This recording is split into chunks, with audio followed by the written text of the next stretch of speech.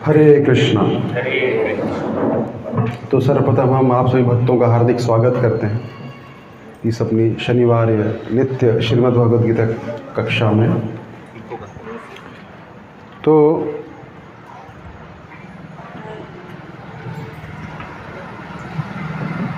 एक बार एक बहुत ही अमीर व्यक्ति थे।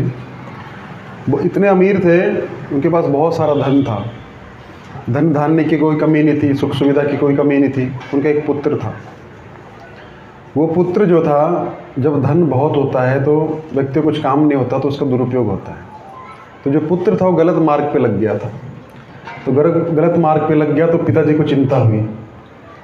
तो जब हमारे जो प्रियजन हैं वो गलत मार्ग पे लग जाएं तो अगर हम उनके सही में वेल विशर्स हैं, जैसे हमने पिछली कक्षा में भी चर्चा किया था दुर्योधन धृतराष्ट्र संबंध दोनों का, मोह और प्रेम के बारे में, तो जिस व्यक्ति से हम प्रेम करते हैं उस व्यक्ति का हम बुरा होते हुए नहीं देख सकते। तो पिता को बहुत चिंता हुई कि हमारा पुत्र जो है कुछ कमाता नहीं है, इसको सब सुख सुविधा जो है आराम से प्राप्त हो रही है और इसका क्या होगा।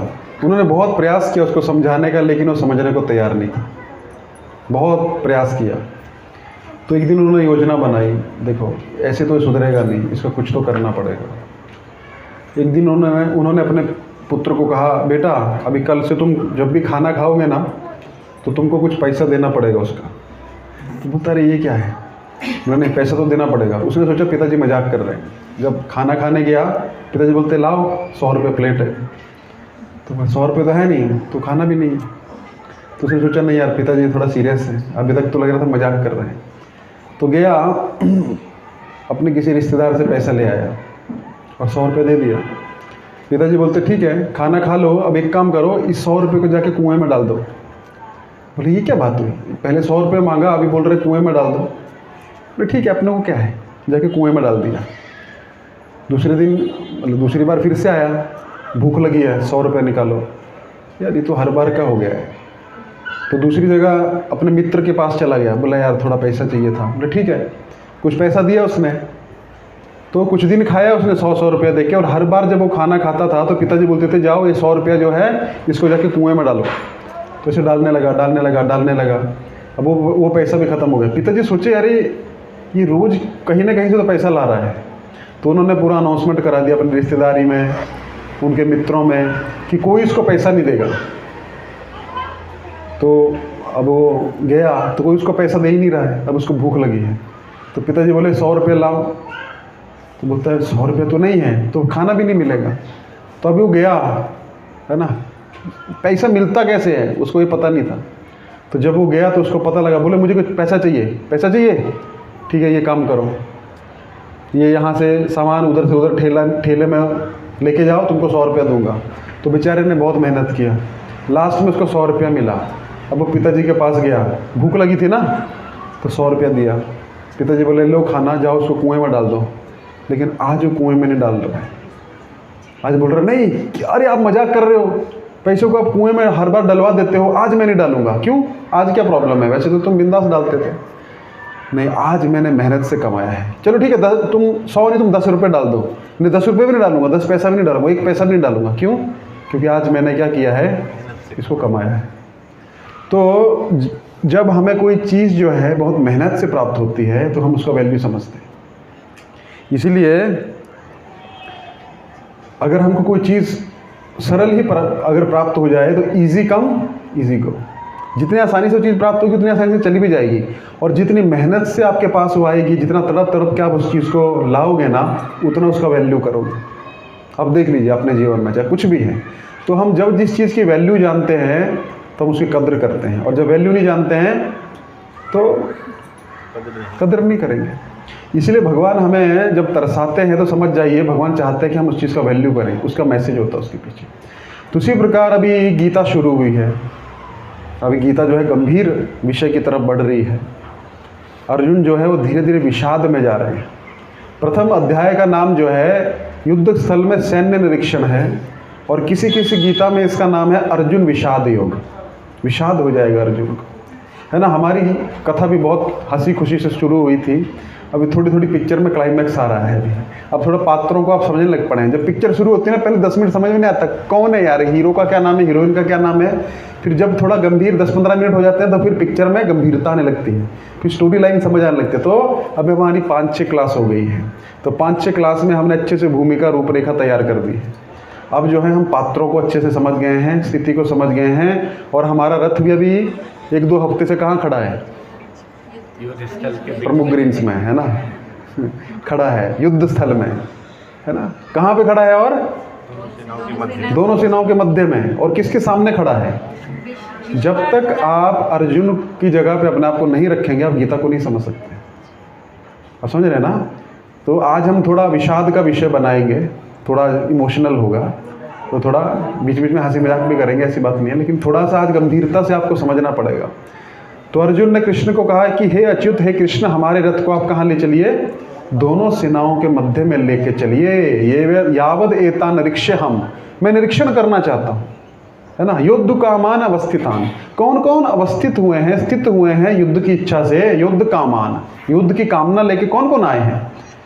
अभी देखिए अर्जुन बहुत भारी हृदय से युद्ध कर रहा है, क्योंकि उसकी इच्छा नहीं है। कभी कभी देखिए हम लोग ना किसी फंक्शन में शामिल तो होते हैं, लेकिन हमारी इच्छा नहीं होती, अंदर से हमारा दुख होता है। मान लीजिए हमारे लड़के ने मर्जी से शादी कर ली या लड़की ने मर्जी से शादी कर ली, तो हम शामिल तो होंगे, लेकिन बाह्य रूप से हंसेंगे, लेकिन अंदर से क्या है, विषाद है ना। तो अर्जुन युद्ध में तो आ गया, अर्जुन युद्ध नहीं करना चाहता है, अर्जुन पे युद्ध थोपा गया है।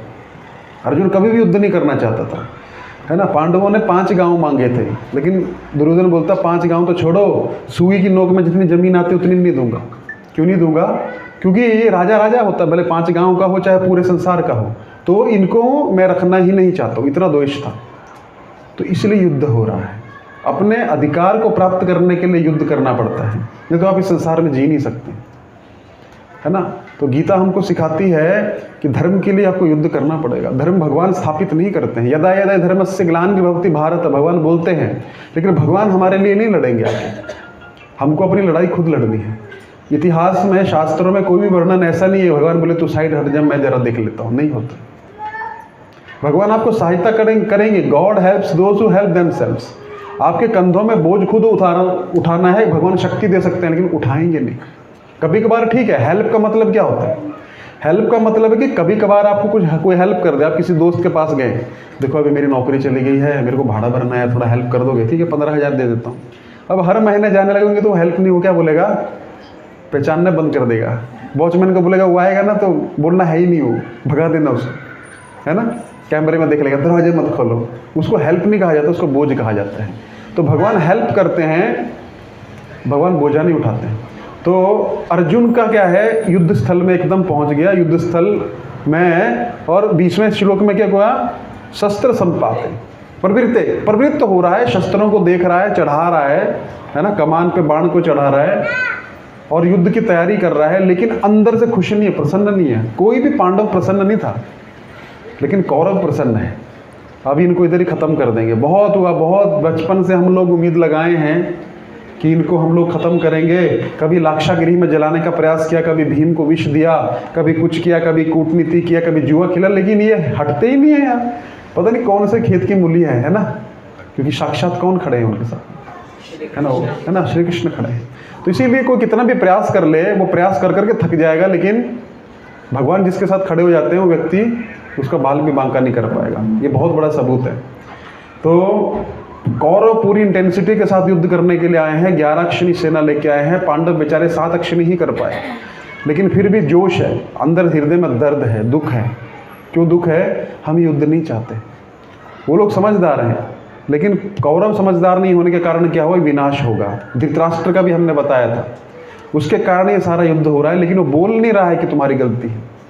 तो कभी कभी क्या होता है, हम लोग बोलते नहीं हैं। जैसे भीष्म पितामह किसी की सजा नहीं भुगत रहे हैं, वो नहीं बोलने की सजा भुगतेंगे, द्रोणाचार्य भी। तो इसी प्रकार अर्जुन जो है युद्ध स्थल में आ गया, कृष्ण को बोला हमारे रथ को अब युद्ध में आप लेके आइए। कृष्ण ने भी कहाँ पे खड़ा कर दिया रथ? एकदम भीष्म और द्रोण प्रमुखतः, है ना। कृष्ण ने ला के सीधा रथ, बीच में कुछ बोले नहीं, बोले हाँ ठीक है, लेके गए सीधा भीष्म और द्रोण के सामने खड़ा कर दिया और कहा कि देखो पश्यते एतान कुरुनीति, इन कुरुओं को देखो। और बस इतना बोलना था। और अर्जुन को पहले से अंदर तो था ही, है ना, होता ना, पहले कौफ होता है लेकिन फिर रोना आ जाता है ना। तो अर्जुन को अचानक से जब इतना बोला कुरुओं को देखो, तो क्या हो गया, वो अंदर का जो सारा वेदना थी वो बाहर आ गई। फिर अगले श्लोक में क्या है कि अर्जुन ने वहाँ पे अपने सब संबंधियों को देखा, है ना, और फिर वहाँ पे उसने अपने मामाओं को देखा, चाचाओं को देखा, ताऊओं को देखा, भीष्म पितामह को देखा, दादाओं को देखा, सालों को देखा, अपने पुत्रों को देखा। दुर्योधन के पुत्र भी उसके पुत्र के समान है, पौत्र भी आए हैं, पौत्रों को भी देखा।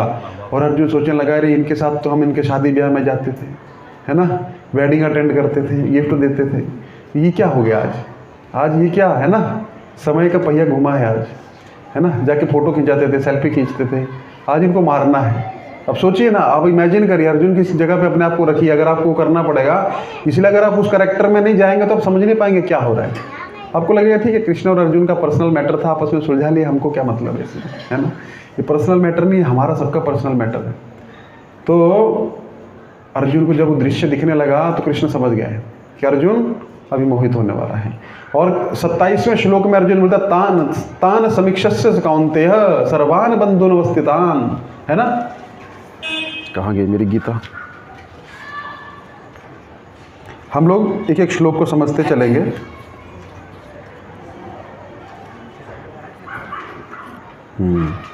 तान समीक्षस्य, 27वां पढ़ रहा हूं मैं।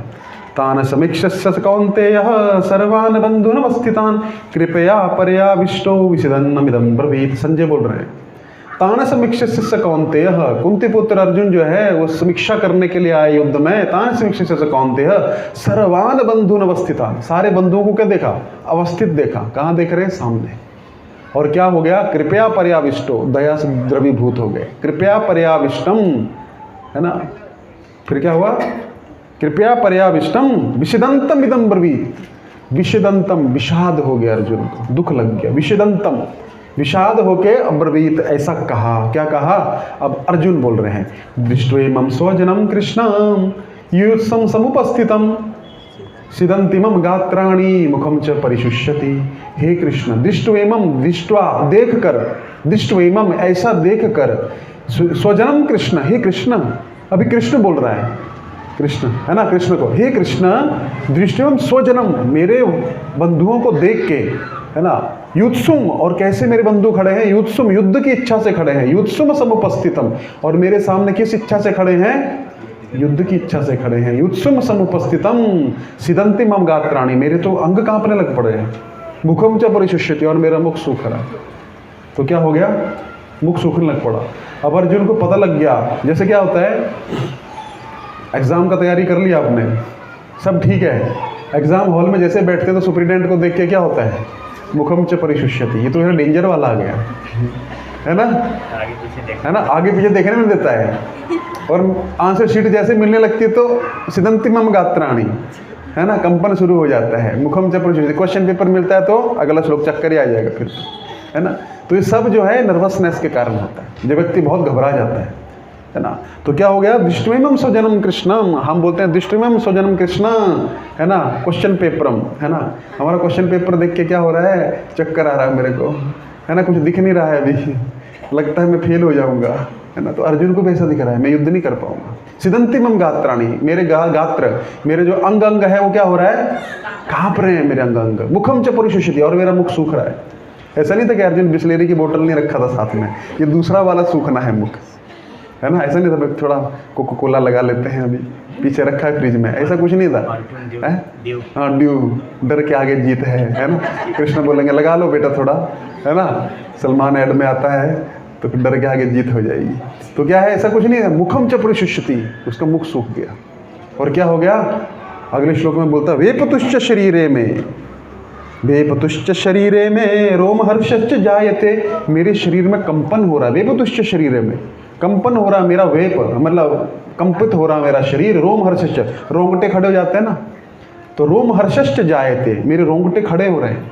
और क्या हो रहा है, गांडीवम संतस्ते हस्तात, और मेरे हाथ से क्या छूट रहा है, गांडीव छूट रहा है। गांडियो सहस्ते हस्ता त्यक्त चैव परिदहते, और मेरी इसमें क्या हो गया है, जलन हो रही है। वो जलन अंदर की जलन है ना। एक व्यक्ति है बेचारा एसी में बैठा है, उसको तभी इनकम टैक्स का नोटिस आ जाए तो उसका एसी में क्या जलन चालू हो जाएगी उसको, है ना, पसीना आ जाएगा उसको, या कुछ ऐसी खबर आ जाए घर से तो क्या होगा, त्यक्त चैव परिदह्यते, दहन होना चालू हो जाएगा। अर्जुन को सारे लक्षण प्रकट हो रहे हैं। अर्जुन बोल रहा है कि प्रभु अभी सामने युद्ध की इच्छा से, देखिए अर्जुन को दुख ऐसा नहीं तो पहले भी था, लेकिन जब उसने सामने देखा कि सब तो एकदम बिंदास खड़े हैं युद्ध के लिए, तो युद्ध की इच्छा से एकत्रित मेरे स्वजनों को देख के कृष्णा मेरे अंग कांप रहे हैं, है ना, मेरे रोंगटे खड़े हो रहे हैं, मेरी त्वचा जल रही है और मेरा मुख सूख रहा है। तो क्या करूं मैं, अभी खत्म नहीं हुआ आगे।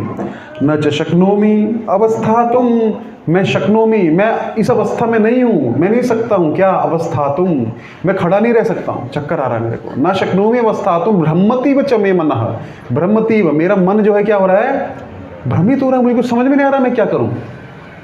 मैं युद्ध करूं कि युद्ध से भाग जाऊं, कि क्या करूं, कि जंगल में भाग जाऊं, कि बैठ जाऊं, कि खड़ा रहूं, मुझे कुछ ब्रह्मतीव च मे मनः, है ना। और निमितानि च पश्यामि विपरीतानि केशव, यहाँ पे केशव शब्द बोलते हो। कितने नाम होते हैं भगवान के, है ना, हर लीला पे भगवान का नाम है ना। तो हे केशव, आप तो केशव हैं, है ना। अब राधा रानी के केशों को संवारने वाले हैं, एक इसका अर्थ ये है। आप कहाँ मुझे इस युद्ध में ले आए, आप जाओ वृंदावन में, आप भी बिंदास रहो, हम भी अच्छे खासे थे, आप यहाँ रथ ले आए हमारा, और केशव करके संबोधित कर रहे हैं। आप तो राधा रानी के बालों को कंघी करते हो, है ना। और एक केशव का अर्थ होता है, उन्होंने केशी नाम का एक असुर था, वृंदावन में आया था, उसको भगवान ने मार दिया था। तो अब तो असुरों को मारते हो ना, आप स्वजनों को क्यों मरवाना चाहते हो मेरे हाथों से, दो मतलब बोल रहा है ना। और विपरीत निमितानि च विपरीतानि, कृष्ण हम लोग यहाँ अच्छा करने आए हैं, लेकिन मुझे तो अच्छा कुछ दिख नहीं रहा है ना। अब कृष्ण कुछ बोल नहीं रहे, चुप है। इसलिए व्यक्ति को बोलने देने का, जितना वो बोलना चाहता है ना, जब बस हो जाएगा ना उसका सारा, कुछ नहीं बोलेंगे भगवान। इसलिए गुरु तब तक नहीं बोलता है जब तक शिष्य बोलता रहेगा, करो जितना करना है ना। जब वो थक हार जाएगा ना, तब मैंने क्या बोला, जब तक उसको वो चीज़ प्राप्त, उसको वैल्यू उसकी नहीं है, तब तक गुरु नहीं बोलते, क्योंकि वैल्यू नहीं करेगा उस चीज़ की। इसलिए भगवान उसको पूरा थका देंगे। अभी विषाद में अर्जुन रोएगा, रोने लग पड़ेगा, लिटरली उसका आंसू निकलेंगे आंखों से। इतना बड़ा क्षत्रिय है, क्षत्रिय कभी रोता नहीं है स्त्रियों की तरह, है ना। तो अर्जुन को भगवान डांटेंगे, तुमको क्या हुआ है, वहाँ की स्टोरी वहाँ बोलेंगे जाके। तो निमितानि तो पश्यामि विपरीतानि केशव, मुझे तो कुछ अच्छा नहीं दिख रहा है कृष्ण इस युद्ध से फल। तो ये एक बद्ध जीवात्मा की एक निशानी होती है। वो भगवान यहाँ धर्म की स्थापना करना चाहते हैं, और अर्जुन अपने बुद्धि लगा के सोच रहा है कि मेरे लिए यहाँ पे कुछ अच्छा है ही नहीं, तो मैं क्यों करूँ।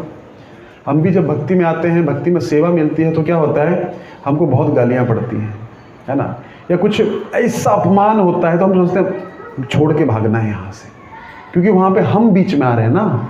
तो इसलिए अर्जुन क्या सोच रहे हैं, निमितानि च पश्यामि विपरीतानि केशव, यहाँ पे तो कुछ नहीं है। देखो घर वाले गाली देते हैं, ऑफिस वाले गाली देते हैं, मंदिर जाते मंदिर वाले गाली देते हैं, तो करें कहाँ, है ना।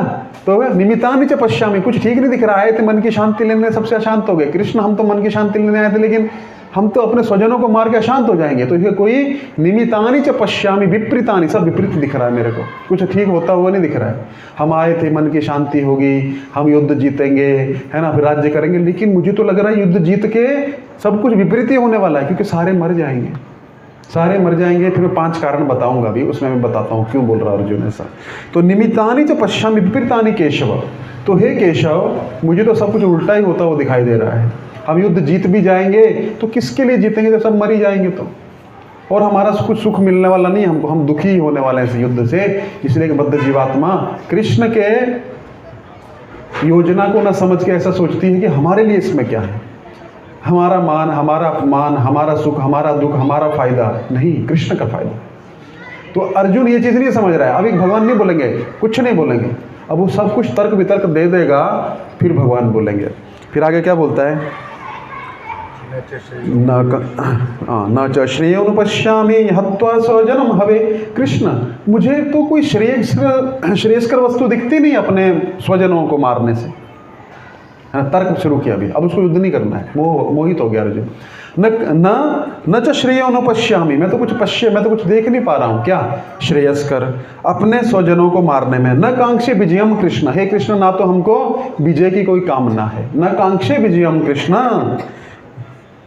न च राज्यम सुखानी च, राज्य का सुख नहीं चाहिए मेरे को, क्योंकि हमको अपने परिजनों को मार के वो राज्य करना पड़े, ना तो मुझे सुख चाहिए, ना मुझे कोई अच्छा दिख रहा है इस चीज़ में, ना मुझे विजय की कामना है, आकांक्षा है, इसलिए कृष्ण युद्ध नहीं करेंगे, है ना। अभी तर्क दे रहा है, क्योंकि उसको पता है कृष्ण इतनी आसानी से मानेंगे नहीं, इसलिए उनको कन्विंस कर रहा है। फिर क्या होता है, किम नो राज्य न गोविंद किम भोगिर्जीवित न वा, अरे कृष्ण हे गोविंद, आप तो गोविंद हो। गोविंद का अर्थ होता है गो मतलब इंद्रियां, है ना, जो गो और इंद, है ना, जो गौओं के जो इंद्रियों के स्वामी हैं उनको गोविंद कहा जाता है। तो आप तो सबकी इंद्रियों को आनंद देने वाले हो, लेकिन आप इनको मारने के लिए मुझे क्यों लगा रहे हो, इससे आपको क्या आनंद प्राप्त होगा। तो हे गोविंद, और आप गौओं को आनंद देने वाले हो वृंदावन लीला में। गौ का अर्थ है गाय भी होता है, तो गायों को आनंद देने वाले कृष्ण, आप क्यों मुझे इस कार्य में लगा रहे हो। स्वजनम हवे, अपने स्वजनों को मारने में क्यों लगा रहे हो, आप तो गोविंद हो, आनंदित करने वाले हो। लेकिन किम नो राज्य न गोविंद, हे गोविंद ऐसे राज्य का क्या करेंगे हम लोग, जो हमारे ही मित्रों को, हमारे ही रिश्तेदारों को, हमारे ही संबंधी और घर वालों को मार के मिलेगा। किम नो राज्य न गोविंद किम भोगिर जीवित न वा, ऐसे भोग की कामना से जीवन जीना ही बेकार है, क्यों जिएंगे हम लोग मार के उनको, है ना। तर्क दे रहा है, ये सामर्थ्य कांक्षितम नो राज्यम भोगा सुखानि च, ऐसे युद्ध की इच्छा से, ऐसे युद्ध करके राज्य के सुख को भोगना तो बहुत पापप्रद है ना। ये सामर्थ्य कांक्षितम नो, ऐसे अर्थ से, ऐसे इससे हम लोगों को युद्ध करके नहीं जीना, युद्ध जो है करना चाहिए और राज्य को भोगना चाहिए। तो इमेव स्थिता युद्धे प्राण त्यक्त्वा धनानि च, देखिए युद्ध की इच्छा से सारे आ गए हैं अपने प्राणों को देने के लिए, लेकिन ये तो बेवकूफ़ है, लेकिन हमको तो समझदार होना चाहिए, है ना। ये क्या करने आए हैं, तो इन्हें अवस्थिता, इस तरह से इनको अवस्थित देख के युद्धे प्राणस त्यक्त्वा धनानि च, इनके प्राणों को लेके, ये अपने प्राण देने के लिए यहाँ खड़े हैं, इस धन को प्राप्त करने के लिए हमको ऐसा धन नहीं चाहिए। तो क्या बोलते हैं, आचार्य पिता पुत्र तथैव च पितामह, कौन कौन खड़े हैं, आचार्य हैं हमारे द्रोणाचार्य, कृपाचार्य, पितर पिता की उम्र के लोग हैं, और कौन है, पुत्र की उम्र के लोग हैं, और पितामह दादा की उम्र के लोग हैं, मातुलः मामा हैं, ससुरः ससुर हैं, पौत्रः पौत्र हैं, शालः साले हैं, और संबंधी सता, और बाकी सब संबंधी हैं। जब ये सारे ही इधर आ गए हैं तो ऐसे राज्य को भोग के हम क्या करेंगे, क्योंकि सब मर जाएंगे, तो हमारा राज्य भोगना जो है बेकार हो जाएगा। एतान हंतुम इच्छामि घृतो अपि मधुसूदन, हे मधुसूदन कृष्ण, आप तो मधु का पान करने वाले हैं, अच्छी अच्छी मधु, है ना, मीठी मीठी लीलाएं करने वाले हैं वृंदावन में, आप ऐसा क्यों कर रहे हैं। तो फिर क्या बोलते हैं, एतान हंतुम इच्छामि घृतो अपि मधुसूदन अपि त्रिलोक्य राज्यस्य हेतु किम नु मही कृते, अरे इस जमीन का राज्य लेने से तो अच्छा अगर मेरे को तीन लोगों का राज्य भी प्राप्त होगा तब भी मुझे नहीं चाहिए, मैं नहीं युद्ध करूंगा। इसका मतलब ये हुआ, निहत्य धातराष्ट्रन का प्रीति सया जनार्दन, हे जनार्दन हे कृष्ण, जो इन धृतराष्ट्र के पुत्रों की हत्या करके हमको क्या प्रीति, क्या लाभ होगा, क्या हमको मिलेगा उससे। का प्रीति सना श्या जनार्दन, जनार्दन का अर्थ होता है जो सब जनों का पालन करे, एक अर्थ होता है आप तो सब जनों का पालन करने वाले हैं, आप क्यों मारना चाहते हैं उनको। और एक जनार्दन का मतलब था जन प्लस अर्दन, तो संधि होके जनार्दन बना है, तो इसका अर्थ हुआ कि आप तो स्वयं धर्म की स्थापना करते हैं, मारते हैं, तो मुझे क्यों इस कार्य में लगा रहे हो, आपको तो पाप भी नहीं लगेगा, आप मेरे बदले एक कार्य कर दीजिए। तो अर्जुन क्या हो गया, पूरी तरह से विषादित हो गया है, अर्जुन मोहित हो गया है, और अर्जुन अभी युद्ध की कोई कामना नहीं कर रहा है। अर्जुन ये सोच रहा है कि किस तरह से मैं युद्ध को अवॉइड करूं, यहाँ से भागूं, कृष्ण को कन्विंस करूं, और कृष्ण बोलेंगे वेरी गुड। तो आज हम फटाफट 5 रीजन देखेंगे कि अर्जुन युद्ध क्यों नहीं करना चाहता है। ठीक, तो 5 कारण अर्जुन देगा, आगे मैं क्या करके बताऊंगा। पहला कारण आ चुका है 27वें श्लोक में, कृपया पर्याविष्टो, अर्जुन दयावान हो गया, है ना। और 31 से 35 जब ये जो हमने अभी पढ़ा उसमें अर्जुन बोल रहा है हमको सुख प्राप्त नहीं होगा, है ना, उसको सुख नहीं चाहिए, लेकिन एक कन्विंसिंग कारण दे रहा है अर्जुन को कि कृष्ण कन्विंस हो जाएंगे। देखो 31 से 35 तक क्या बोल रहा है, वही बोल रहा है क्या होगा, अपने आचार्यों को मारेंगे, पितरों को मारेंगे, मामाओं को मारेंगे, तो हम ऐसा भोग करेंगे भी तो क्या होगा, वो उनके रक्त से सना हुआ रहेगा। हम जब भी उसको खाने जाएंगे तो हमको उनका रक्त दिखेगा। जब भी हम जिस बेड पे सोएंगे हमको उनकी लाशें दिखेंगी, है ना। तो हम कैसे भोग करेंगे कृष्ण? इसलिए हमको भोग करना भी है तो देखिए, भोग जो है अपने मित्रों के साथ ही होता है, संबंधियों के साथ ही होता है। मान लीजिए आपके पास करोड़ों रुपए आमदनी है लेकिन कोई है ही नहीं, तो क्या करोगे उस पैसे का? कि वो कोई है ही नहीं आपका आगे पीछे, तो क्या करोगे? कुत्ता पालोगे, है ना, वो कुत्ते को घुमाओगे। क्योंकि हमको कहीं ना कहीं तो कुछ करना ही है। प्रभुपाद जी बोलते हैं, if you not serve God you have to serve dog. Dog और गॉड देखिए उल्टा सीधा है। अगर आप भगवान की सेवा नहीं करेंगे तो कुत्ते की सेवा करनी पड़ेगी। कैसे? देखिए, मालिक चलता है ना, तो कुत्ता जिस तरफ जाता है मालिक को खींच के लेके जाता है। कभी कभी सोचना पड़ता है, कुत्ता घुमाने आया है कि मालिक घुमाने आया है ना। फिर वो पॉटी करता है ना तो जाना पड़ता है। यहाँ पे तो कहीं भी करवा देते हैं। अमेरिका में एक थैली भी लेके चलते हैं जेब में, लेते हैं ना। अच्छा, यहाँ पे भी चालू हो गया, अच्छा है। फिर क्या है, थैली में भर लेते हैं, जेब में डाल लेते हैं, क्योंकि फेंक नहीं सकते। कितना अच्छा है ना। कुत्ते की पॉटी उठा रहे हैं लेकिन भगवान की सेवा नहीं करेंगे, है ना। तो ऐसा होता है। और बहुत केयर रखना पड़ता है। जैसा शैम्पू आप अपने बालों में लगाते हैं, उसका शैम्पू, खाना पीना सब अलग अलग आता है। फिर उसको कपड़े भी पहनाते हैं, देखा आपने।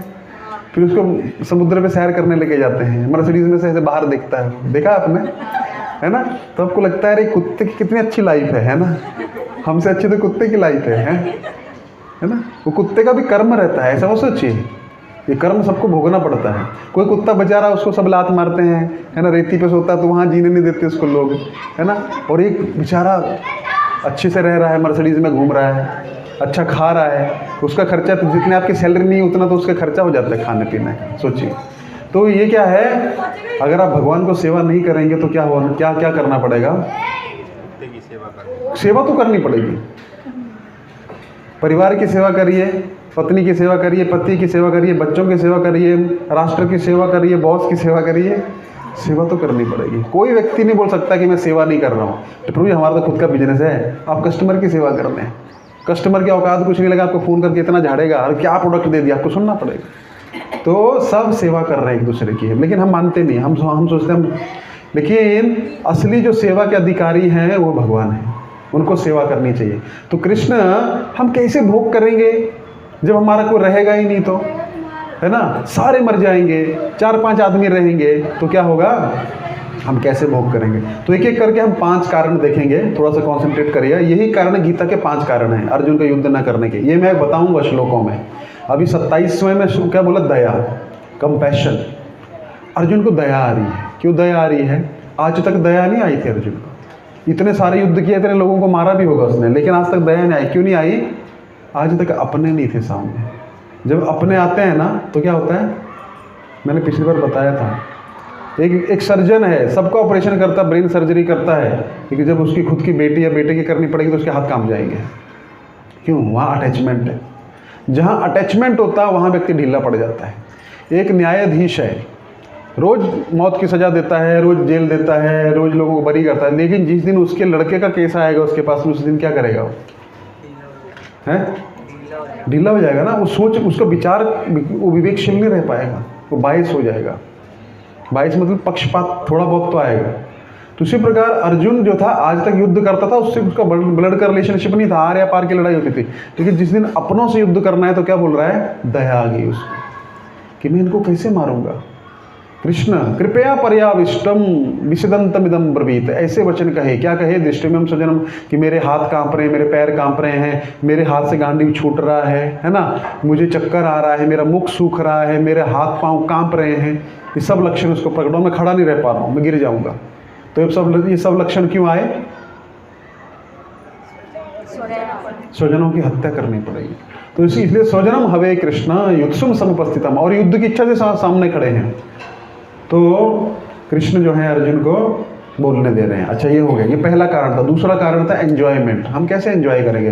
31 से लेकर 35 तक अभी पढ़ा, उसमें एंजॉयमेंट कि हम भोग करेंगे तो करेंगे कैसे, किसके साथ भोग करेंगे? सब मर जाएंगे, है ना। आप बहुत अच्छा पिज़्ज़ा बर्गर लेके आए, कितना खाओगे, है ना, खा खा के थक जाओगे। फिर कोई बच्चा हो तो क्या होगा, उसको खिलाएंगे, उसके साथ खाएंगे। थोड़ा आनंद जो है परिवार में होता है, इसलिए तो सब विवाह करते हैं ना, है ना। अगर पैसे में आनंद होता तो रिश्तेदारी क्यों करते हैं? वेडिंग करते हैं ना लोग, कुछ नहीं है, जाइए आप 20-20, 25-25, 30-30 लाख रुपए खर्चा करते हैं। क्यों?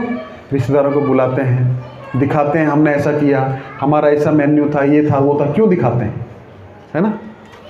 क्यों दिखाते हैं बताइए? क्योंकि एंजॉयमेंट जो है किसी के साथ में होता। तो इसीलिए हे कृष्ण हम भोग नहीं कर पाएंगे। तो हम भोग कैसे करेंगे? तीसरा है डिस्ट्रक्शन ऑफ फैमिली ट्रेडिशंस। आगे आएगा कि कृष्ण अगर हमारे सब लोग मर जाएंगे तो हमारे पिंडदान कौन करेगा? कोई बचेगा ही नहीं। तो पिंडदान नहीं करेंगे तो क्या होगा? सब नरकों में गिरेंगे, और हम इन सबको मारेंगे तो हमको भी नरकों में जाना पड़ेगा, और हमारे जितनी रीति रिवाज है ना सब बंद हो जाएगा। और रीति रिवाज बहुत ज़रूरी रहता है, क्योंकि उससे क्या होता है, व्यक्ति बिजी रहता है, कुछ करे ना करे तो बिजी रहता है, तो क्या होता है, कुछ ना कुछ धर्म का साधन होता रहता है। तो हमारे सारे के सारे रीति रिवाज बंद हो जाएंगे। आगे जाके आएगा लुप्त पिंडोदक क्रिया। तो पिंडदान बड़ा महत्वपूर्ण चीज़ है। जो व्यक्ति पिंडदान नहीं करता है उसको, गरुड़ पुराण में वर्णन आता है, जो व्यक्ति का पिंडदान नहीं होता उसको कुछ खाने को नहीं मिलता है। जैसे व्यक्ति मरता है ना तो उसकी आत्मा जो है 13 दिन जो है उधर ही घूमती रहती है, क्योंकि उसकी आत्मा को शरीर चाहिए। उसको प्रेत योनि में, प्रेत देखिए यमराज तो आ गए, यमदूत आ गए, गरुड़ पुराण में वर्णन आता है। यमदूत आ गए, उसको जैसे पुलिस आती है ना अरेस्ट करने, ऐसे उसको यमपाश में बांधते हैं लोग, फिर खींचते हैं उसको, जैसे घर खाली कराते हैं ना वैसे ही। तो घर खाली करता नहीं, उसका अटैचमेंट है ना, कैसे निकलेगा? शरीर से प्राण नहीं निकलता है। क्यों नहीं निकलता? कहाँ जाऊँगा मैं, क्या होगा मेरा? क्योंकि हमने इस शरीर को अपना घर माना हुआ है इतने दिनों से। मेरा ये फलाना ढिमकाना नाम है, मेरा ये एड्रेस है, मेरा आधार कार्ड है, मेरा वोटर कार्ड है, मेरा ये है, मेरा इलेक्ट्रिसिटी बिल है, मेरा, है ना। मैं हर बार एक एग्जांपल देता हूँ। एप्पल है, एप्पल का फ़ोन है, एप्पल तो होगा। एप्पल का फ़ोन है किसी के पास? नहीं है, सब गरीब है इधर, है नहीं है किसी के पास? अच्छा, बड़े अच्छे लोग हैं। लेना है कि नहीं? नहीं लेना है। अच्छा, गीता समझ आ रही है मतलब, अच्छी बात है। एप्पल का फ़ोन कितने का आता है? 1.5 लाख 2 लाख। 1.5 लाख, सॉरी 1.5 लाख 1.5 लाख 2 लाख। अच्छा, आपने एप्पल का फ़ोन लिया, बहुत महंगा है ना। आप लोगों के लिए नहीं होगा, लेकिन हमारे लिए बहुत महंगा है। हमने 2-2 4-4 हज़ार बचाया, तब तक फिर दूसरा मॉडल आ जाता है ना, वो और महंगा होता है। चलो ले लिया। अब एप्पल का फ़ोन आप सबको दिखाते हैं, क्योंकि वो क्या है, एक स्टेटस सिंबल है आजकल। फ़ोन एक स्टेटस सिंबल है। पहले गाड़ी होता था, बंगला होता था, आजकल फ़ोन स्टेटस सिंबल है। हम अपना निकालते हैं, लोग हंसते हैं कि प्रभु जी यार 8-10 हज़ार वाला यूज़ करते हैं, है ना। तो क्या है, स्टेटस सिंबल है। चलाना आता नहीं, चाहे अंदर क्या है वो पता नहीं है, लेकिन आपने लिया। और एक दिन क्या हुआ, आप खाना खाने बैठे, लेकिन एप्पल का फ़ोन आप कहीं पे भूल गए। अब आप खाना खाने बैठे और फ़ोन नहीं मिल रहा है। आपकी पत्नी बोल रही है, पति बोल रहा है, अरे खाना तो खा लो। अरे खाना नहीं, मैं बाद में मैं पहले ढूंढ लेती हूँ, मैं खाना नहीं खा पाऊंगी, रात को नींद भी नहीं आएगी, कुछ नहीं होगा, है ना। एप्पल का फ़ोन कहाँ गया मेरा, कहाँ गया?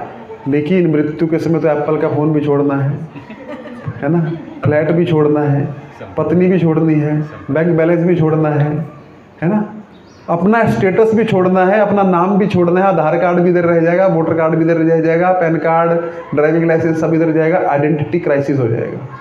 तो प्राण कैसे निकल जाएंगे? निकलेंगे नहीं निकलते। इसीलिए वो खींचते हैं, है ना, इसलिए बहुत खींचते हैं वो। एक बार एक व्यक्ति का प्राण खींच रहे थे, है ना, तो प्राण खींच रहे थे, उसका प्राण नहीं निकल रहा था। तो उसके 4 पुत्र थे, एक इधर, एक इधर, एक इधर, एक इधर। तो देखते हैं वो बहुत प्रयास कर रहा था कुछ बोलने का, लेकिन बोल नहीं पा रहा था। एक बोलता लगता है पिताजी कुछ धनवन छुपाए हैं, बताना चाह रहे हैं, बता नहीं पा रहे हैं, क्या किया जाए। चारों ने कंसल्ट किया, डॉक्टर को फ़ोन लगाया। डॉक्टर बोला ये बोलेगा 5 मिनट के लिए 1 लाख रुपए का इंजेक्शन लगेगा, लेकिन बोलो। तो सारे चारों मीटिंगें दिखाए, 25-25 बाद में बांटने हो सकता है, करोड़ों का माल हो यार, है ना, इन्वेस्टमेंट करने में क्या जाता है। बोले ठीक है, 25-25 हैं, पहले डालो। विश्वास नहीं था एक दूसरे पे, तो रख दिए 25। बोले बुलाओ उसको, बुलाया तो लाख रुपया लिया, एक इंजेक्शन लगाया। और जो मर रहा था बेचारा प्राणी, वो तुरंत कुछ बोलने लग पड़ा। बोले पिताजी बोलिए, आप कुछ बोल रहे थे। बोला अरे मूर्खो, तुम लोग चारों इधर के इधर हैं, तो दुकान पे कौन है? और इतना बोल के मर गए, है ना। तो उनका वो रह गया। तो मरते समय भी दुकान की चिंता में, दुकान यार बंद करके चारों इधर है, उधर कस्टमर आके चला जाएगा, लेकिन ये पता नहीं लग रहा है कि दुकान जिसके लिए किया वो छूट जाएगी अभी। इतनी आसक्ति होती है लास्ट में। तो लुप्त पिंडोदक क्रिया, तो क्या होता है, 13 दिन वो आत्मा उधर ही घूमती है जहाँ पे व्यक्ति मरा है ना। उधर ही घूमेगी, क्योंकि उसको बांधने के लिए शरीर नहीं, आत्मा को नहीं बांध सकते। यम पाश भी नहीं बांध सकता आत्मा को। आत्मा दूसरे अध्याय में हम पढ़ेंगे, पूरा आत्मा के बारे में भगवान बोलेंगे, इसको कुछ बांध नहीं सकता, आत्मा अजर अमर है, मेरा अंश है। और आत्मा को ना तो पानी डुबो सकता है, ना वायु सुखा सकती है, ना अग्नि जला सकती है। आत्मा का कभी भी अंत नहीं होता। तो आत्मा हमारा ये शरीर है, स्थूल शरीर, पंच महाभूत से बना हुआ है ना, अग्नि, जल, वायु, आकाश, और एक रह गया है, जल, अग्नि, आकाश, वायु और पृथ्वी, है ना। इससे ये बना ही दिखता है। इसके अंदर एक और शरीर रहता है, उसको मन बुद्धि अहंकार का शरीर कहा जाता है। वो दिखता नहीं है, सूक्ष्म शरीर बोलते हैं उसको। उसके अंदर आत्मा रहती है, वो सूक्ष्म शरीर को बांधते हैं, लेकिन सूक्ष्म शरीर को नहीं बांध सकते। तो ये एक विशेष प्रकार का शरीर लेना पड़ता है प्राणी को, उसको प्रेत शरीर बोलते हैं। और वो शरीर कैसे बनता है, जब वो पिंडदान होता है ना, जैसे आपने देखा होगा, पता नहीं आप में से कितने लोग गए हैं कि नहीं अंत्येष्टि में, मतलब जब वो लेके जाते हैं तो रास्ते में एक जगह उतार के पिंडदान करते हैं, है ना। तो ऐसे अलग अलग जगह पे पिंडदान करते हैं। वो व्यक्ति खाता है उसको, क्योंकि उधर ही घूम रहा है, उसको शरीर नहीं है ना, वो कहाँ जाएगा, इधर ही। बोले अरे बेवकूफ़, मुझे भूख लगी है, यहाँ कोई सुन ही नहीं रहा, अरे मैं इधर हूँ, वो सुनता ही नहीं कोई भी। उस शरीर उसका सामने पड़ा है, इसलिए शरीर को क्या करना चाहिए, तुरंत जला देना चाहिए। शरीर को ज़्यादा रखते हैं तो उसका वो रोता है, क्योंकि उसको अंदर जाना है ना। आपको आपके घर से निकाल दें तो आप क्या करोगे, पूरा ट्राई करोगे हमको घर के अंदर घुसना है, नहीं करोगे। उसी प्रकार उसका शरीर, उसका आइडेंटिटी है ना, वो हमारा शरीर था भाई, मैं ये था, हम यही मानते हैं ना अपने आपको। तो घुसना चाहता है अंदर, लेकिन घुस नहीं पाता है। इसलिए बोलते हैं जल्दी जल्दी जलाओ, क्योंकि शरीर जल गया फिर उसका आसक्ति खत्म हो जाती है। फिर वो सोचता रहे अभी तो मैं खत्म हो गया, तो अगला सोचने लग पड़ता है। तो यमदूत 13 दिन उधर ही रहते हैं। अब जिसका पिंडदान होता है, अलग अलग दिनों पे पिंडदान होता है, अलग अलग पूजा होती है, अलग अलग ये होता है, तो पिंडदान से 13वें दिन उसका शरीर बन जाता है। उसमें पूरा वर्णन है गरुड़ पुराण में, कभी बताएंगे कि इतने दिन में उसका आँख, नाक, कान, ऐसा वाला नहीं, अलग सुनने की क्षमता आती है, बोलने की क्षमता आती है, सुनता है, ये करता है। फिर 11वें 13वें दिन जाके उसका शरीर बन जाता है। और 13वें दिन जो है उसका फिर हम करते हैं ना जो भी, फिर उसको बांध के वो लोग लेके जाते हैं। और पहुँचने में ऐसा नहीं कि तुरंत 1 साल लगता है। और 16 नगरियाँ आती हैं बीच में। और जो पिंड दान करोगे तो वो मारते हुए लेके जाते हैं, जो नरकों में जाते हैं, जो भगवान का नाम नहीं लिया, उनकी बात कर रहे हैं हम लोग, आपकी नहीं, है ना। आप घबराइए मत, तो अगली बार से आएंगे ही नहीं यार प्रभु जी, है ना। एक व्यक्ति, हम लोग सत्संग करते तो बोलता, प्रभु जी आप नेगेटिव ही बात करते हो। मैंने क्यों? बोले यार मरने मारने की बातें करते रहते हो हमेशा, कुछ अच्छा बताइए, जीने की कला। मैंने कहा नहीं, हम जीने की कला नहीं, मरने की कला बताते हैं, आर्ट ऑफ डाइंग। क्योंकि गीता में भी वही है, और श्रीमद् भागवतम में तो एक व्यक्ति 7 दिन में मरने वाला है और उसको आर्ट ऑफ डाइंग बताया जा रहा है ना। तो क्या होता है फिर 16 नगरियों का वर्णन। एक बार मैंने कथा किया था दमन में, इस पे पूरा ऑडियो मिल जाएगा, आपको चाहिए होगा तो सुन लीजिएगा उसको। उसमें एक एक नगरी का वर्णन किया था, कैसे मारते हैं, फिर वो क्या क्रंदन करता है, फिर उसको 1 मास में, 3 मास में, 6 मास में, 9 मास में, 12 मास में, ऐसे ऐसे जो हम पिंडदान करते हैं उसको रोक के बोलते हैं खा, नहीं मिला तो मारते हैं उसको। और उसमें से कुछ कमीशन जो है यमदूतों का भी रहता है, ऐसा भी लिखा है उसमें, कमीशन वहाँ पे भी लगेगा, क्योंकि भाई वो ड्यूटी पे है, ऑन ड्यूटी, तो आपसे वसूलेंगे ना टैक्स। ये सही में मजाक का विषय नहीं, आप पढ़िएगा उधर में, ये टैक्स पहले से लगता है कमीशन वाला, है ना। तो ये वो लोग लेते हैं। फिर 16 नगरियों को क्रॉस करने के बाद 1 साल 356 दिन के बाद ऑलमोस्ट, तिथि के साथ चलता है ना हमारा कैलेंडर, वैदिक कैलेंडर वाला। 356 दिन के बाद वो यहाँ पहुँचता है, यमराज के पास पेशी होती है, फिर वहाँ से हिसाब किताब होता है। इतना लंबा चौड़ा प्रोसेस है ना। कानून के हाथ बहुत लंबे हैं, है ना।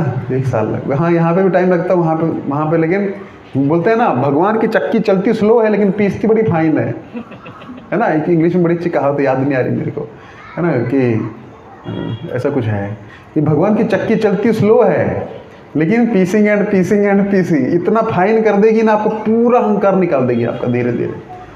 लेकिन ये ऐसा ही है, तो कानून व्यवस्था वहाँ पे भी है। तो पिंड नहीं होंगे तो क्या होगा, फैमिली ट्रेडिशंस का नाश हो जाएगा, क्योंकि हम वो करते हैं जो हमारे माता पिता करते हैं, है ना। उनको देख के हम करते हैं ना, जैसे हमारे माता पिता ने किया वैसे हम करेंगे। पिंडदान वो लोग किए होंगे तो आगे करेंगे, आपके बच्चे ने तो नहीं करेंगे। आप अपने माता पिता का करते होंगे तो आपके बच्चे करेंगे, नहीं तो क्या है, आपकी आत्मा भी उधर ही घूमती रहेगी, है ना। फिर आप बोलेंगे अरे क्या नालायक पैदा किया यार, ऑस्ट्रेलिया अमेरिका भेज दिया, लेकिन पिंडदान हम हमारा करते नहीं हैं। तो इसलिए बड़ी महत्वपूर्ण चीज़ है लुप्त पिंड तक क्रिया, आगे बोलेगा अर्जुन। तो फैमिली ट्रेडिशंस का नाश हो जाएगा, स्त्रियां क्या हो जाएंगी, दूषित हो जाएंगी। किस तरह? क्योंकि सब कोई देख रेख करने वाला नहीं रहेगा, तो क्या हो जाएगा, स्त्रियां बाहर जाएंगी, स्त्रियां दूषित हो जाएगी, तो वर्ण शंकर पैदा होंगे। वर्ण शंकर का अर्थ ये सब मैं बताऊंगा आगे, अभी थोड़ा थोड़ा इंट्रोडक्शन दे रहा हूँ, वहाँ पे हम अच्छे चर्चा करेंगे वर्ण शंकर क्या होता है, कैसे पैदा होते हैं। तो गर्भाधान संस्कार नहीं होगा, तो एक साइंस है, आपको जैसा बच्चा चाहिए वैसा गर्भाधान संस्कार करना पड़ता है। तो ये नहीं होगा तो ऐसे आड़े टेढ़े पैदा होंगे जो कुछ भी बोलेंगे, समाज में अराजकता फैलाएंगे, कुछ भी मुंह में आएगा कुछ भी बोलेंगे, तो क्या होगा, वो उनकी गलती नहीं, उनके माँ बाप की गलती। हमने बताया था इसका साइंस। प्रहलाद कैसे पैदा हुआ था, बताया था कि नहीं, कैसे पैदा हुआ था? ऐसा नहीं था हिरण्यकश्यप के घर में कहाँ से प्रहलाद पैदा हो गया, उसका हमने बताया था आपको कि उसका जब गर्भाधान हुआ तो उसको विष्णु का स्मरण आ गया और प्रहलाद पैदा हो गया। तो इतना सूक्ष्म रहता है चीज़ें। तो इसलिए क्या होगा, वर्णशंकर पैदा होंगे, और ऐसे समाज में वर्णशंकर जब पैदा होंगे तो क्या होगा, समाज का नाश हो जाएगा। उसका पाप हमको भी लगेगा प्रभु, क्योंकि हम भी तो इसमें योगदान दे रहे हैं। तो क्या है, कितने कारण हो गए अभी तक, कौन कौन से? खाली माताएं सुन रही है, प्रभु थोड़ी झपकी ले रहे हैं बीच बीच में, हैं? दया, दूसरा एंजॉयमेंट, भोग। इसलिए मैं नोटबुक क्यों बोलता हूँ, आप लोग शायद मैसेज पढ़ते ही नहीं है ना। हमको क्या है, प्रभु जी तो बोलते रहते हैं, प्रभु जी का काम बोलना है, हमारा काम सुनना है। इस कान से आते हैं, इस कान से सुनते हैं, इस कान से निकाल देते हैं, है ना, इस कान, है ना, इस कान। तो क्या बोल रहा था मैं, कितने कारण हो गए? पहला दया आ गई अर्जुन को, मोह हो गया उसको। इसको भगवान एक एक करके काटेंगे, मैं तब पूछूंगा, है ये एक एक करके भगवान काटेंगे आगे एक एक अर्जुन के कारण को। ऐसा मैं सोचिए, अर्जुन तो बहुत अच्छा आदमी है, कितना अच्छा कारण दे रहा है। पहले अध्याय में तो आपको भी ऐसा लगेगा यार गीता पढ़नी नहीं चाहिए आगे, सीरियसली कितना अच्छा आदमी है ना, सज्जन पुरुष है, उसको कृष्ण ने बिगाड़ दिया, है ना। कृष्ण उसको जबरदस्ती युद्ध कराए, एक्साइट किए, उसको इंसाइट किए। लेकिन आपको आगे समझ में आएगा जब ये 5 कारण काटेंगे भगवान आगे चल के। पहला क्या था, दया। दूसरा एंजॉय, कैसे भोग करेंगे प्रभु, भोग करने के लिए युद्ध कर रहे हैं ना। अर्जुन यहाँ भूल रहा है, तुम्हारा भोग नहीं, कृष्ण का भोग है ये। यदा यदा ही धर्म से, धर्म की स्थापना करनी है तो इनको निकाल के फेंकना पड़ेगा। तुम्हारा कार्य नहीं कर रहे हैं भगवान, भगवान अपना ही कार्य कर रहे हैं, लेकिन तुमसे करवा रहे हैं। ये व्यक्ति जब भूल जाता है, एक बार 2 चींटियाँ जा रही थी, आगे से एक हाथी आया, एक बोलती पीट दें क्या, दूसरी बोलती जाने दे यार अकेला है। तो अहंकार होता है ना, हम कर रहे हैं, हम नहीं कर रहे हैं, भगवान करवाते हैं। तो अर्जुन को क्या लग रहा है, मैं मारूंगा, तुम क्या मारोगे, कृष्ण तुमको यहाँ पे खड़ा किए, कृष्ण मरवाएंगे, है ना। तो ये है, अर्जुन यहाँ भूल गया, निमित्तानि च पश्यामि विपरीतानि केशव। कृष्ण हम तो सुखी होने आए हैं, लेकिन यहाँ दुख मिलेगा अपने को। तो इसलिए क्या है, दूसरा कारण है एंजॉयमेंट, कैसे करेंगे भोग प्रभु। लेकिन अर्जुन ये भूल गया कि भोग तुम्हारा नहीं, भोग कृष्ण का है। इसलिए भगवान को भोग लगता है और हम क्या खाते हैं, हम प्रसाद खाते हैं, हम ये भूल जाते हैं, है ना। अगर हम भगवान की सेवा नहीं करेंगे तो किसकी सेवा करेंगे, करनी ही पड़ेगी 110%। कुत्ते पे पिक्चर भी थी, पता है आपको, हम छोटे थे तो बहुत आती थी वो, पता नहीं आपको, आप अच्छे लोग हैं, नहीं इंग्लिश नहीं देखते, हम हिंदी देखते हैं। तेरी मेहरबानियाँ करके एक पिक्चर थी, जैकी श्रॉफ की, है ना। वो इमोशनल कुत्ता कर देता था, है, कितनी बार देखी। तू बेचारा कुत्ता है ना, तो ऐसे तू भी देखा है क्या? उसको याद आ रहा है। तो तेरी मेहरबानियाँ, मतलब अगर आप भगवान की मेहरबानियाँ भूल जाएंगे तो कुत्ते की मेहरबानियाँ फिर याद करनी पड़ेगी। तो इसलिए if you will not serve God, you have to serve dog, ये पक्की बात है। और हम सेवा कर ही रहे हैं किसी न किसी की, उससे कुछ नहीं मिलने वाला। वो लास्ट में फिर यमदूतों का स्मरण कर लीजिए, वो लेके जाएंगे और सब इधर रह जाएगा। तो दूसरा कारण हो गया एंजॉयमेंट। तीसरा कारण हो गया सारे फैमिली ट्रेडिशंस खत्म हो जाएंगे। और क्या होगा, लुप्त पिंडोदक क्रिया, आगे चल के बोलेगा अर्जुन। पिंडदान का लॉस हो जाएगा, कोई करेगा नहीं। लोग बोले किसने देखा प्रभु, स्वर्ग नरक इधर ही है। स्वर्ग मतलब दमन, है ना, जाके मदिरा पान सोमरस पियो, और नरक मतलब ऑफिस, है ना, सब इधर ही है। बॉस ही यमराज है प्रभु, है ना, है ना। यमराज की जरूरत क्या है, इधर ही हमारे कर्मों की सजा इधर ही मिलती है, इधर ही वो हमको कर्मों की सजा देता है। फिर ऐसी फिलॉसफी हो जाएगी। तो क्या होगा, इधर तो दुख भोगोगे, आगे चल के भी बहुत दुख मिलने वाला है। क्योंकि नरकों में गिरोगे, बहुत से लोगों की आत्मा भटकती रहती है। और फैक्ट लोग बोलते हैं, हमसे पूछते हैं भूत होते हैं, मैंने कहा होते हैं, बिल्कुल होते हैं। वो आपको पता नहीं लगेगा कब आपको हॉन्ट करेंगे, है ना। ठीक है, वो एक अलग विषय हो जाएगा, बच्चे बड़े इंटरेस्टेड रहते हैं ऐसे टॉपिक्स में, है ना, उनके अलग से क्लास करेंगे कभी। तो जब वो पिंडदान नहीं होता है तो वो व्यक्ति घूमता रहता है, कोई आत्महत्या किया, कुछ किया, 30 साल, उसकी उम्र थी 70 साल, 30 साल में आत्महत्या कर लिया। अभी 40 साल का कर्म बाकी था। भूख वैसी लगेगी, प्यास वैसी लगेगी, वैसी ठंड लगेगी, लेकिन प्रॉब्लम ये है कि मरेगा नहीं, क्योंकि मर चुका है ना। तो अभी क्या करेगा, उसको इतनी भूख लगी किसी के शरीर में घुसेगा। जो लोग रात को घूमते हैं, है ना, उनके शरीर में घुस जाएगा और बोलते हैं ना क्या हो गया तुमको, भूत सवार हो गया। असली में भूत सवार होता है उसको। वो अजीब अजीब हरकतें करेगा। कई कई लोगों में तो 20-20 साल से होते हैं, उनको पता ही नहीं होता कि हमारे अंदर है। बीमार रहेंगे, आप तो जानते ही हैं, है ना। जाते हैं फिर बोलते अरे क्यों है तो इसके अंदर, मैं इसको तब पकड़ा था, ये किया था, तब से मैं इसके अंदर हूँ। तो ऐसे रहते हैं वो लोग। तो लुप्त पिंडों की क्रिया, तो भूत प्रेत बढ़ जाएंगे और वो तो नरकों में रहेंगे, हमको भी नरकों में जाना पड़ेगा और समाज का अधोगति हो जाएगी। कोई पिंडदान नहीं करेगा, अगली पीढ़ियां सारी नरक में जाएंगी, सब पूर्वज नरक में रहेंगे, पितृकोप निकलेगा। पितृदोष बोलते हैं ना जिसको, पितृदोष बहुत होता है आजकल। क्योंकि क्या करते हैं पता है, जीते जी को खाना खिलाते नहीं, बाद में खीर खिलाते हैं पंडित जी को, है ना। बाद में बोलते हैं प्रभु जी हमारी तरफ से 21 ब्राह्मणों का भोजन, बेचारे जिंदा थे तभी खिला देते तो, है ना। तो ये है, मतलब जिंदगी के साथ भी जिंदगी के बाद भी दोनों करना है ना। तो इसलिए पिंडदान की बड़ी महिमा है। ठीक है, जब आएगा तब बताएंगे आगे पिंडदान में, और बहुत कुछ एक्सप्लेन करूंगा मैं उस टाइम पे, गरुड़ पुराण में से बहुत सी चीज़ें बताऊंगा। ठीक है, और तीसरा है फियर ऑफ सिंफुल, चौथा है फियर ऑफ सिंफुल रिएक्शन। हमको पाप लगेगा कृष्ण, है ना, उसको भी भगवान काट देंगे। पाप क्यों नहीं लगेगा तुमको, एक एक करके सब काटेंगे। और पांचवा है अनिर्णयी। अर्जुन को समझ नहीं आ रहा है मैं युद्ध करूं कि नहीं करूं, ये जंगल में भाग जाऊं तो क्या करूं, अनिर्णय। 5 कारण अर्जुन देगा और भगवान एक एक करके सबको काटेंगे। इंडिसीजन। देखिए जो व्यक्ति डबल माइंड हुआ हो गया, डबल माइंड आप देखना, जब भी आपको लॉस होगा ना, डबल माइंड है तो होगा, है ना। क्रिस्टल क्लैरिटी है ना, ठीक है, लॉस भी हो तो कोई बात नहीं। डिसीजन मेकिंग एक आर्ट है। जो व्यक्ति डिसीजन नहीं लेता है ना, वो डरता रहता है। डिसीजन देखिए तो अच्छा होगा या बुरा होगा, उसका लाभ होगा या हानि होगी। लाभ हुआ तो भी ठीक है, हानि हुई तो भी ठीक है, उससे कुछ सीखा आपने। लेकिन जो नहीं लेता है ना, वो भी एक डिसीजन है, पता आपको। डिसीजन नहीं लेना भी एक डिसीजन है। तो डिसीजन तो आपको लेना ही पड़ेगा, है ना। If you are not taking any decision, it means you are taking some decision, है ना। अब हम किसी को दंडित नहीं कर रहे हैं, डिसीजन ले रहे हैं, वो हम डिसीजन ले चुके हैं और उसका परिणाम हमको आएंगे, और वो आते हैं 110%। इस संसार में एक्शन, आगे चल के कर्मयोग चालू होगा। तो भगवान बोलते हैं डिसीजन तो आपको लेना पड़ेगा। आप डिसीजन इनडिसीजिव है, अरे एग्ज़ाम दूँ कि नहीं दूँ, नहीं दूँ कि नहीं दूँ, उसमें आपने डिसीजन ले लिया है कि आप नहीं देंगे तो फेल हो जाएंगे। तो डिसीजन आपके लिए अगर आप नहीं लेंगे तो कोई दूसरा लेगा आपके, है ना।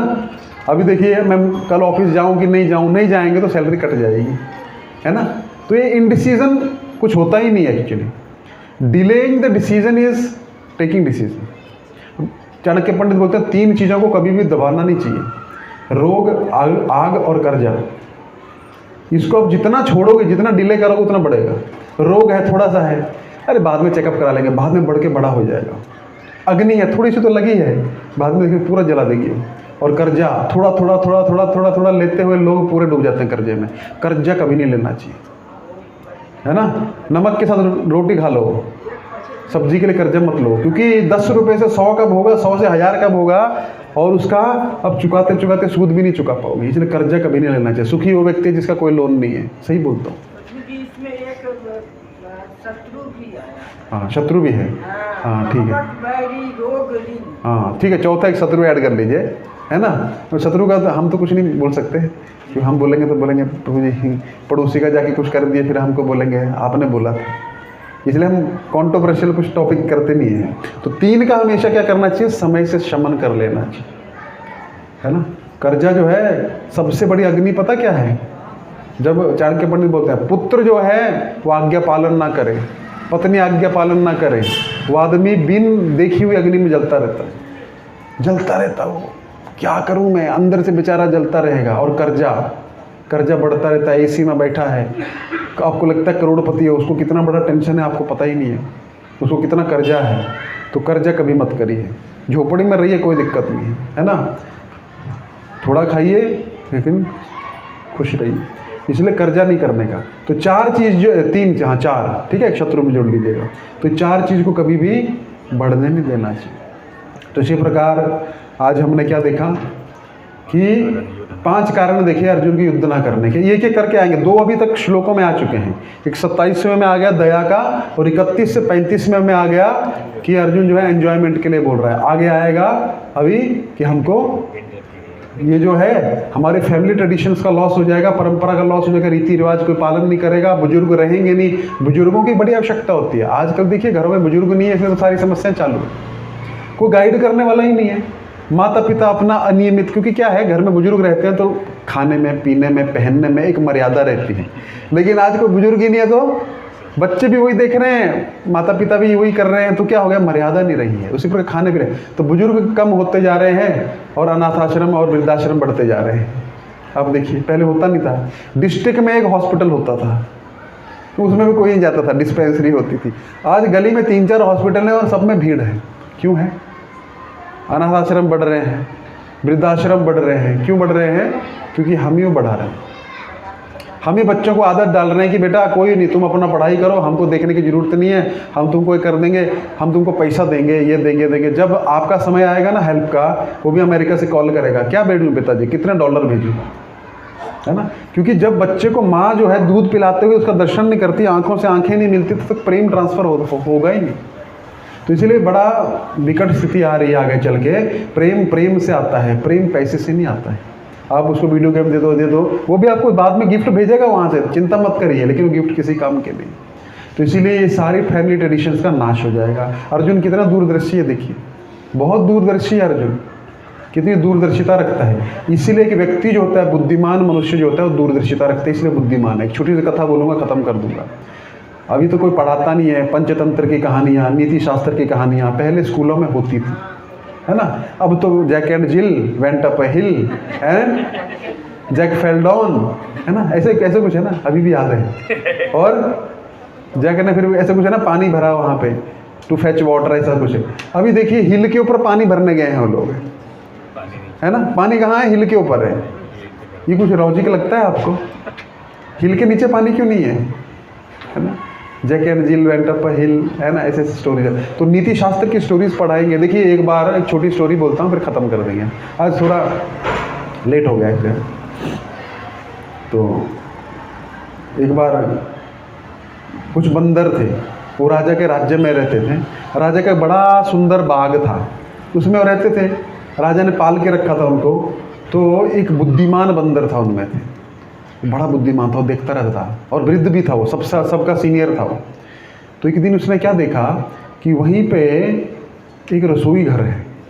तो रसोई घर में राजा की रसोई होती है और सैनिकों की रसोई होती है, होता है ना, बड़ा मैस होती है। वहाँ पे जो रसोईया है ना, वहाँ पे पास में एक भेड़ों का वाड़ा है। भेड़ों का वाड़ा समझते हैं आप? जहाँ भेड़ें रहती, भेड़, शीप, है ना। पता नहीं भेड़ भी पता है कि नहीं है, पता है ना। हाँ, तो भेड़ होती है, तो उसका ऊन होती है, ऊन, है ना।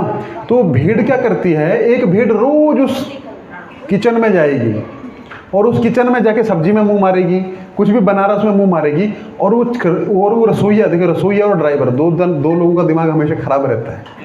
रसोईये का खासकर, उसको ताप लगता है ना, तो उसका दिमाग गर्म रहता है, उसको बहुत सी चीज़ें करनी होती हैं और ताप लगता है उसको, ताप से दिमाग गर्म हो जाता है। रसोईये के साथ कभी पंगा नहीं लेना चाहिए। वो जो बोल रहा दूर रहना चाहिए, मार देगा कुछ भी उठा के। हाँ, सही बोल रहा हूँ मैं, नीति शास्त्र बोलता है ऐसा। रसोईया और ड्राइवर, वो ड्राइवर को दिमाग खराब करेंगे ना तो उसका ध्यान भटक जाएगा, वो उतार देगा गाड़ी, है ना। तो दो के साथ में ज़्यादा बात नहीं करना चाहिए, इसलिए लिखा रहता है सीट के सामने। ये तो सोना भी मना है और बातचीत करना भी मना है, इसलिए उसके साथ में कंडक्टर ही बैठता है हमेशा, देखना। हाँ, चुपचाप खा लेना चाहिए। ये लोग बहुत गर्म रहता है उनका दिमाग। तो ये रसोईया क्या करता था, जब वो भेड़ आएगी ना, जो उसके हाथ में आएगा वो मार देगा। लौकी है तो लौकी मारेगा उसको, है ना, कड़छी है तो कड़छी मार देगा। तो इसने ये रोज देखता था, ये बुद्धिमान बंदर, उसका देखिए दिमाग। उसने सोचा देखो ये भीड़ रोज आती है, अब एक दिन क्या होगा, ये आग जला रहा होगा और इसके हाथ में क्या होगा, जलती हुई लकड़ी होगी और इसको गुस्सा आता तो देखता नहीं, ये क्या करेगा, उसको लकड़ी मारेगा और उसकी ऊन में आग लग जाएगी, है ना। माइक बोल रहा है बस करो, है ना। तो हो गया, बैटरी गई। तो ये क्या करेगा, ये लकड़ी मारेगा तो क्या होगा, उससे भेड़ की ऊन में आग लग जाएगी और भेड़ की ऊन में आग लगेगी तो क्या होगा, भेड़ भागेगी और पास में घोड़ों का अस्तबल है, वहाँ घास रखा है, वहाँ पे घुसेगी और क्या लगेगी? आग लग जाएगी। और आग लगेगी तो क्या भगदड़ मचेगी और घोड़े जलेंगे, और घोड़े जलेंगे और बहुत से घोड़े मर जाएंगे, कुछ जो हैं जल के बच जाएंगे। तो राजा पूछेगा अपने वैद्य को, देखो घोड़े अगर जले हैं तो उनको राहत किससे मिलेगी? तो वैद्य बोलेगा जो बंदर होता है ना, बंदर की चर्बी लगाने से उनका जख्म ठीक हो जाता है। तो राजा आदेश देगा कि सारे बंदरों को मार दो, और क्या होगा? सारे बंदर मारे जाएंगे, उनकी चर्बी निकालेंगे और घोड़ों को लगाएंगे। तो जब उसने स्टोरी बोली ना, सब हंसने लग पड़े। देखो ओवर थिंकिंग करता है ना? ये क्या बोलता है, इतना अच्छा है यहाँ पे, हमको बिना एफर्ट के सब कुछ खाने पीने को मिलता है, कोई जाने की ज़रूरत नहीं, जॉब पे नहीं जाना, धंधा नहीं करना, कुछ नहीं करना, आराम से खाते हैं पीते हैं, राजा भी केयर करता हमारी। तो उसने बहुत समझाया लेकिन वो समझे नहीं। तो बेचारे की आंखों में आंसू आ गए। देखो भाई, तुमको मरने से कोई नहीं बचा सकता है, चल पड़ो। बोले नहीं हम नहीं जाएंगे, तुम पागल हो गए, तुम जाओ। वो बेचारा चला गया। और एक दिन वैसा ही हुआ। क्या हुआ? भेड़ आई, रसोईया आग जला रहा था, उसने उसको गुस्सा है, उसने वो मारा, वो भेड़ की ऊन में आग लगी, भेड़ भागी गई और घास में आग लगी, घोड़े जल गए, आधे मर गए, आधे बच गए। वैद्य से राजा ने पूछा क्या करना चाहिए? बोले जी बंदरों को मारो, और एक एक बंदर को पकड़ के सबको मार दिया गया। अब बेचारा बंदर वहाँ पे बहुत दुखी हुआ, लेकिन इनको अभी अक्ल आई कि वो क्या बोल रहा था। इसको बोलते हैं दूरदर्शिता। जो ज्ञानी पुरुष रहता है, गुरु रहता है, बुजुर्ग रहते हैं, उनके पास दूरदर्शिता होती है ना? उनके पास क्या रहती है? दूरदर्शिता रहती है। तो इसलिए हमको क्या करना चाहिए? बुजुर्गों के सानिध्य में रहना चाहिए, बड़ों के सानिध्य में रहना चाहिए। ठीक है, अभी बहुत बहुत धन्यवाद आपका। हरे कृष्णा। अब किसी कुछ प्रश्न है तो आप पूछ सकते हैं।